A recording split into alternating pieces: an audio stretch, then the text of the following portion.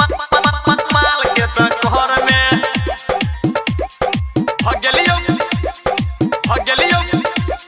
भगलियो कंगाल मिता माल के चक्कर में रिकॉर्डिंग स्टूडियो। हाँ कहे छे बाबूजी ने रह देबो घर में। हाँ कहे छे बाबूजी ने रह देबो घर में। 4 बेरा उलहन आबो दिन भर में। आ भगलियो कंगाल मिता माल के चक्कर में माल के चक्कर में। हाँ आ भगलियो कंगाल मिता माल के चक्कर में माल के चक्कर में। हाँ करे रहिए बात हम मुखिया के घर में। गिर गेलिए मिता हम तो वो कोरोना जोर में। आ भगलियो कंगाल मिता माल के चक्कर में माल के चक्कर में। हाँ भगलियो कंगाल मिता माल के चक्कर में।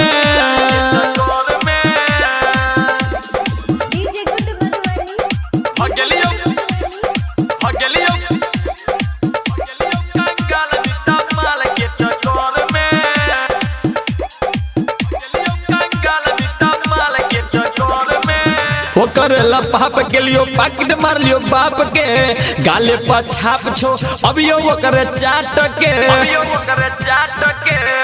रे भाई वो करेला पाप के लियो पैकेट मार लियो बाप के गाले पर छाप छो अभियो वो करे चाट के कि हम तो अपने घर में चोर भेलियो फेरो कर्जा हम कर्जा खोर भेलियो मन करे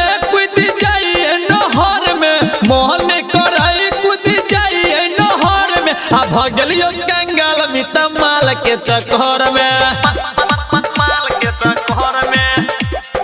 भगलियो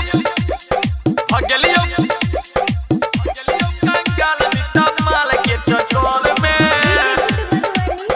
कंगाल मिता माल के चक्कर में।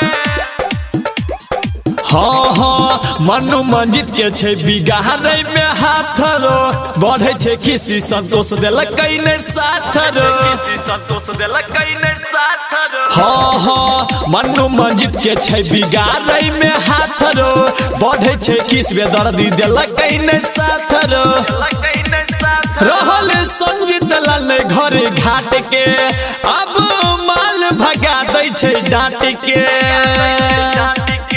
रान कहे छो हमरा शादी के उमर में रान कहे छो हमरा शादी के उमर में भगलियो कंगाल मिता माल के चक्कर में माल के चक्कर में। भगलियो कंगाल मिता माल के चक्कर में माल के चक्कर में माल के चक्कर में।